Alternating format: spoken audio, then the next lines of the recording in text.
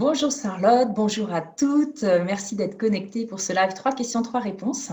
Et aujourd'hui, c'est autour de l'accompagnement de la grossesse avec la sophrologie. Et je suis super contente d'accueillir Charlotte Weiss, qui est notre sophrologue sur la plateforme Bien Relax pour la masterclass sophrologie et maternité. Et tu es une ex-sage-femme aussi. Et donc, tu as beaucoup d'expérience sur le terrain en tant que sage-femme, en tant que sophrologue, et puis aussi en tant que pédagogue. Donc, voilà, toutes les qualités qui nous font plaisir dans les masterclass. Et je te propose tout de suite de te poser la première question. Est-ce que ça te va? Je pose la première question. Vas-y. Alors, la première question, elle est venue déjà par une sophrologue accompagne fréquemment une future maman dès le 2e trimestre. Mais est-ce utile de commencer un accompagnement en sophrologie dès le 1er trimestre? Alors ça, c'est une bonne question parce que c'est vrai qu'en effet, on a tendance à penser que finalement, c'est après que les femmes ont besoin d'être accompagnées. C'est une pensée qui est très importante dans la société. D'ailleurs, vous remarquez, les femmes au 1er trimestre, souvent, on leur dit de ne pas dire qu'elles sont enceintes. Elles le cachent à leur employeur, elles le cachent à beaucoup de monde parce qu'on ne sait jamais, ça ne peut pas tenir. Et pourtant, c'est un trimestre qui est vraiment fondamental. Il y a tous les mots qu'on appelle des petits mots, mais qui ne sont pas des petits mots. On dit aussi les mots sympathiques, mais ils ne sont pas du tout sympathiques. Donc, il y a tous ces mots qui s'expriment. Et puis, il y a tout ce qui est les peurs, tout ça, ça appartient vraiment au 1er trimestre. D'autant plus si le parcours pour être enceinte a été compliqué. Si on est dans des parcours de FIV, de PMA, vraiment, le 1er trimestre, il est très important. Donc, il est très important en général. Et du coup, je pense que vous avez déjà compris en sophrologie qu'on avait vraiment beaucoup de travail possible à faire. Il y a tout le travail un peu symptomatique pour aider aux troubles du sommeil, aider à tout ce qui est nausée, aider à la fatigue. Parce que alors, la fatigue au 1er trimestre, elle est quand même hyper importante. Donc, il y a tout l'aspect symptomatique, mais il y a aussi tout l'aspect existentiel. Être enceinte, c'est pas n'importe quoi. Je le dis beaucoup dans la masterclass, c'est une crise existentielle et ça apparaît vraiment dès le 1er jour, voire même avant d'avoir le résultat du test qui officialise le fait qu'on soit enceinte. Il y a des femmes qui le sentent en elles. Déjà parce qu'elles ont des petits signes, mais parce qu'il y a un truc qui touche à l'intuition et qui fait dire que il se passe quelque chose en nous. Et cette crise existentielle, elle est à accompagner parce que c'est pas parce qu'on a un projet de bébé qui est finalement une pensée, c'est une pensée de se dire on va devenir maman, on va avoir ce projet. Quand c'est la réalité et qu'on est vraiment dans la vivance, parfois ça s'exprime différemment. Et parfois ça peut être chamboulant, vraiment, parce que voilà, on réalise que on est passé du projet à la réalité, on est vraiment enceinte, ça s'exprime en nous. C'est quelque chose qui est plus ou moins bien vécu. Et puis, évidemment, il y a toujours tout le contexte qui est autour. Comme je disais, si on est dans un contexte de PMA, la peur, elle est omniprésente. La peur que ça ne tienne pas. Tous les jours est un jour de gagner. On attend l'écho. On le disait, on attend l'écho qui va montrer qu'il y a un petit cœur qui bat. On va attendre l'écho suivant pour montrer que le bébé grandit bien. Donc, vraiment, il y a beaucoup de travail à faire. Et puis, c'est aussi important d'accompagner les femmes en sophro au 1er trimestre parce que justement, comme je disais, la société les fait taire. Nous, notre rôle, c'est de leur redonner la parole, de leur montrer que si elles sont vraiment reconnues comme des femmes enceintes qui ont le droit d'être accompagnées, qui ont le droit d'exister, vraiment dans le sens existentiel du terme, avec ces débuts de grossesse en elles. Et puis, qui dit début de grossesse, dit début de construction d'une vie familiale. Et ça aussi, avant même que le bébé soit déjà là, il peut y avoir une répartition de la famille différente. Le père ne va pas vivre ce 1er trimestre. Pareil, la mère aussi. Donc, la mère a besoin d'être accompagnée. Parfois, on peut aussi accompagner le père. Ce qui retient souvent les sophrologues à ne pas vouloir accompagner le 1er trimestre, c'est quand même leur peur à eux. Parce que la peur de... Ce qui les retient, c'est quoi? C'est la peur de la fausse couche, soyons honnêtes. Et la peur de la fausse couche, on l'a beaucoup ancrée, la société l'ancre en nous, à la fois en faisant une peur et en faisant quelque chose de finalement anodin. Alors, c'est surtout pas anodin. Mais du coup, cette peur-là, elle est au cœur j'ai envie de dire, de la problématique des sophrologues qui ne veulent pas accompagner le premier trimestre. Parce qu'elles se disent que peut-être s'il y a une fausse couche, il va falloir l'accompagner, peut-être qu'elles ne sont pas prêtes à ça, et puis elles ne veulent pas être responsables. Or, une fausse couche, on n'a aucun impact dessus. Soit elle aura lieu, soit elle n'aura pas lieu. Donc là, il y a un gros travail de lâcher prise du sophrologue aussi. Voilà. Oui, un travail de lâcher prise et d'information, de formation du sophrologue. Comment accompagner et comment faire ce travail de sophrologue pour nous permettre d'accompagner sans projeter ses peurs. C'est ça exactement. Et on a des outils qui sont très très riches. Là, je n'ai même pas besoin de vous les dire. Notre formation nous donne des outils. Après, on a les formations voilà, comme la masterclass qui vont préciser comment utiliser ces outils. Mais les outils, on les a. Alors, deuxième question, question de Camille. Comment accompagner avec la sophrologie après une fausse couche? C'est tombé comme ça les questions. Hein. Voilà. Comment accompagner avec la sophrologie après une fausse couche?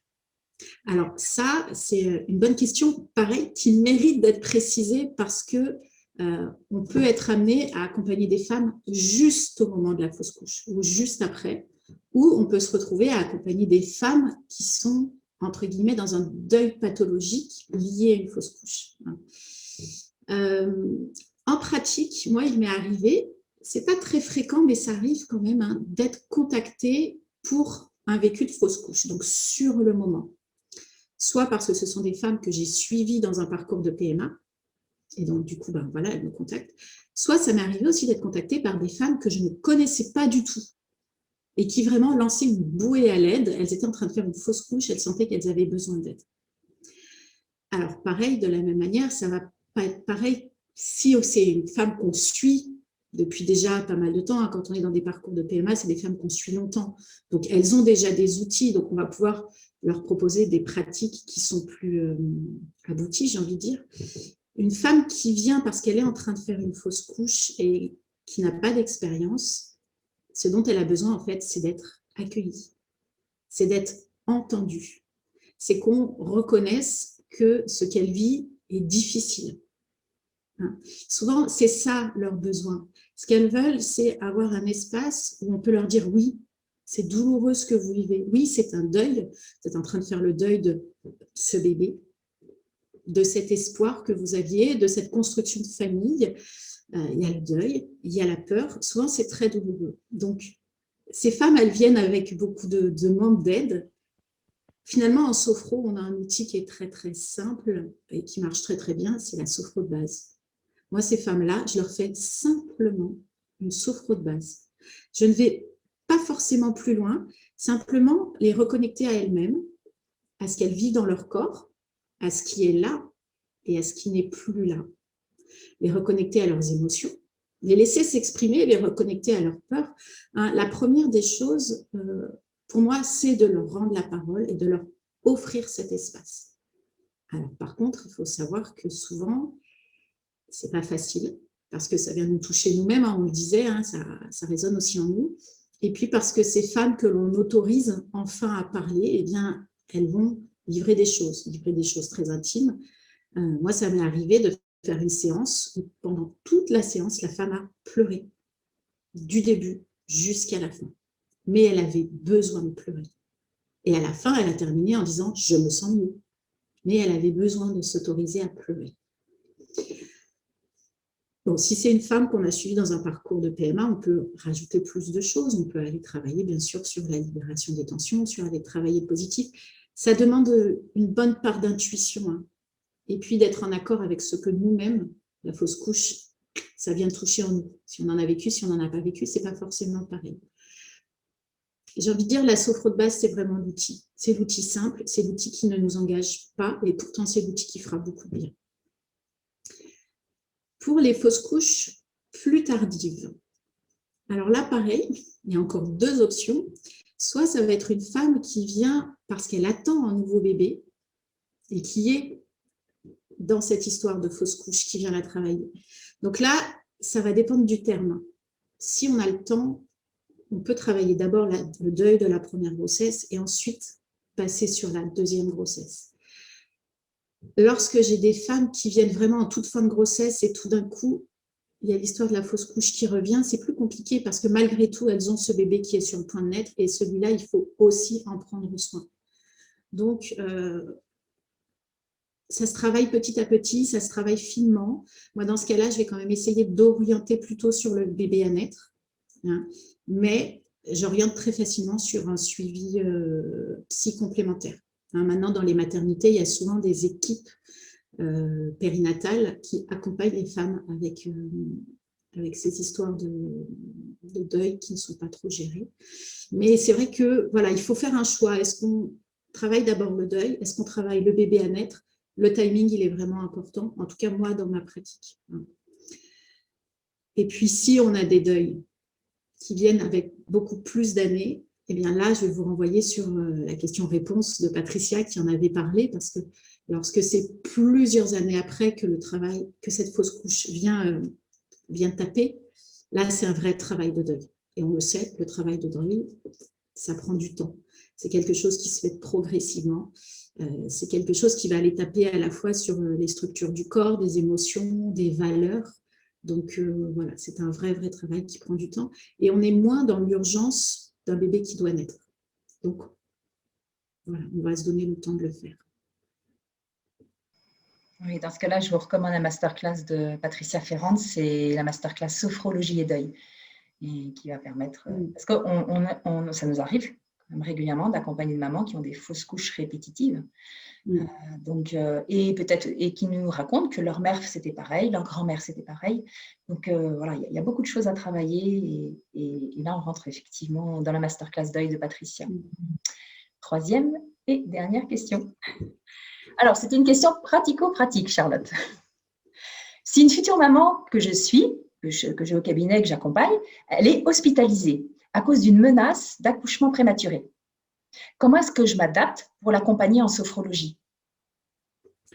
Alors déjà, ce qui est important de savoir, c'est qu'on peut continuer à l'accompagner. Et là, on va dire merci entre guillemets le Covid, parce qu'il nous a offert les portes de la visio. Donc c'est vrai que maintenant, moi, je me retrouve à accompagner des femmes qui sont hospitalisées, alors que jusqu'avant, une fois qu'elles étaient hospitalisées, le suivi, il était terminé, parce que c'est plus compliqué quand même d'entrer dans les maternités en tant que personne.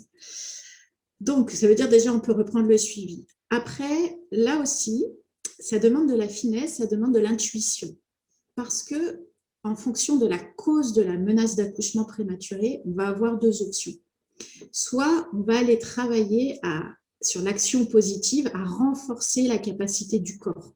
Ok, la femme est hospitalisée, ok, il y a une menace, mais on reste au stade de la menace. Donc, on peut aider à renforcer le corps, à travailler la détente. Quand on est dans des histoires d'hypertension, on va faire toutes les techniques qui permettent de rester calme, qui permettent de rester sereine pour ne surtout pas augmenter une tension. On a tout un travail comme ça à faire. Évidemment, on va aller travailler le lien au bébé, renforcer le lien au bébé, renforcer la confiance qu'on peut tirer mutuellement l'un de l'autre. Donc ça, c'est important. On peut travailler à essayer de prolonger le plus possible la grossesse. Mais parfois, la cause de la menace, elle est vraiment avérée. Et dans ce cas-là, c'est pour ça que je parle beaucoup d'intuition, il faut le sentir. Il y a un moment où il faut arrêter de penser qu'on peut prolonger la grossesse et il faut passer à l'étape d'après qui va être d'aider la femme à se préparer à un vrai accouchement prématuré. Et ça demande un petit peu de travail parce que déjà, ça veut dire qu'on est sur le fil, on garde de l'espoir, mais malgré tout, on se prépare à la réalité. Donc, il faut accepter le fait que la femme, elle va avoir des émotions très contrastées. Je veux tenir, mais j'accepte de me préparer. Donc, moi, quand c'est comme ça, dans les futurisations de l'accouchement, je parle beaucoup du reconnaître les contractions, accepter le fait qu'elles sont là, accepter le fait qu'il faut lâcher prise sur ces contractions qui sont là et qui, malheureusement, ne peuvent pas être arrêtées. Et puisqu'elles sont là, choisir d'accompagner le plus sereinement possible ce qui doit être là, c'est-à-dire l'accouchement prématuré. Mais c'est vrai que voilà, il y a ce travail d'acceptation qui est important à faire Et puis, bien sûr, de déculpabilisation. Les femmes, souvent, elles se sentent coupables d'accoucher prématurément. Or, ça ne leur appartient pas. On peut faire tout ce qu'on veut, on peut prendre faire toutes les stratégies, rester calme chez soi, ne rien faire. Malheureusement, il y a quand même des femmes qui accouchent prématurément. La médecine ne sait pas tout arrêter. Donc, il y a aussi un travail de déculpabilisation à faire. Donc, voilà, accepter les émotions, les laisser cheminer, peut-être les mettre à distance pour pouvoir les contempler. Moi, j'aime beaucoup l'idée de contempler les émotions et puis ensuite, on les reprend comme elles sont. Donc, voilà, là, on va travailler bien sûr avec les futurisations de l'accouchement. Toutes les techniques de gestion des contractions seront bien sûr à mettre en place. Accepter le fait que ce qui dit accouchement prématuré dit accouchement médicalisé, qu'il y aura donc du monde en salle d'accouchement et que le bébé partira tout de suite après la naissance. Ça, c'est à travailler. Le lien au bébé. Dans la masterclass, je parle beaucoup du pont d'amour avec le bébé. Et dans ce cas-là, moi, je travaille le pont d'amour à la fois à l'intérieur et le pont d'amour à l'extérieur. Ce pont d'amour qui finalement peut s'étirer et persister, même si le bébé est dans une pièce à côté en réanimation et même s'il est dans un étage au-dessus, voire dans un autre hôpital. Travailler ce lien au bébé qui perdure malgré la séparation. Et puis après, il y a toutes les futurisations à faire, les fameuses futurisations sur 24 heures que je vais faire dans la masterclass, mais qui là sont à adapter avec un bébé qui est en néonat. Parce que qui dit bébé en néonat dit que la maman, elle est chez elle. Donc ça veut dire qu'il faut qu'elle s'organise. C'est-à-dire que peut-être elle doit tirer son lait avec tous les critères d'hygiène. Ça veut dire qu'elle doit s'organiser pour se rendre à la maternité.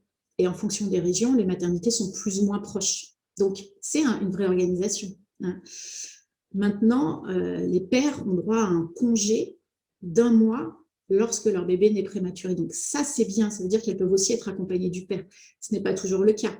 Donc, il y a aussi l'organisation familiale qui est à remettre en ordre pour voir ce bébé. Donc, les futurisations sur 24 heures pour accompagner, voilà, se voir en train d'accompagner son bébé le plus sereinement possible. Ça peut aussi être à travailler. C'est complexe parce que ça veut dire qu'on le travaille alors qu'elle n'a pas encore accouché prématurément. Mais ça peut quand même être important. Ça, c'est vraiment à discuter avec la femme en fonction de jusqu'où elle veut anticiper cet accouchement prématuré. Ça, c'est quand elles sont encore en menace d'accouchement prématuré. Il y a aussi du travail à faire après, une fois qu'elles ont accouché prématurément. Parce qu'il y a tout le reste. Il y a la séparation, il y a la fatigue. Il y a toujours cette histoire de culpabilité, malgré tout, qui reste et qu'il faut travailler. Donc, en tant que sophrologue, on a aussi beaucoup, beaucoup de travail à faire. Et aussi cette sensation d'être seule à vivre ça. Oui. Et responsable, comme tu dis, culpabilité, mais seule. Mais vraiment, on voit à quel point j'aurais adoré, moi, connaître la sophrologie il y a 30 ans. Et à quel point le sophrologue est dans l'existence, dans cette capacité, je te parle d'acceptation, mais beaucoup, mais aussi de réalité objective et d'adaptabilité. Le sophrologue, il s'adapte tout. Quand tu dis le mot intuition, moi j'entends adaptabilité, acceptation, j'entends réalité objective. Et il y a ce qu'on pense, ce qu'on voudrait, et puis dans la réalité, ce qui se passe. Et ça demande beaucoup d'humilité aussi, en tant que sophrologue, d'être juste à côté. Et même si on a vu plein de cas, chaque cas est unique, chaque histoire est unique. Et ça, c'est aussi ce qu'on vit bien, nous, en tant que sophrologue, on travaille beaucoup dessus. Oui. Vraiment, Charlotte, ça m'a beaucoup touchée, vraiment merci. On va arrêter l'enregistrement et on va pouvoir poser les questions off avec ceux qui sont connectés. Et avant de clore l'enregistrement, je voudrais annoncer que la semaine prochaine, c'est lundi à 14h30, il y aura 3 questions, 3 réponses sur mieux dormir avec la sophrologie. C'est avec moi, on en profite. C'est sur les troubles du sommeil. Avec la sophrologie, comment est-ce que la sophrologie peut accompagner les troubles du sommeil, améliorer la qualité du sommeil, la durée, la qualité, la régularité du sommeil. Et puis, je vais te laisser le mot de la fin. Et vraiment, merci, Charlotte. À chaque fois, c'est un domaine qui nous concerne, nous les femmes, mais les hommes et les familles, ça impacte les familles.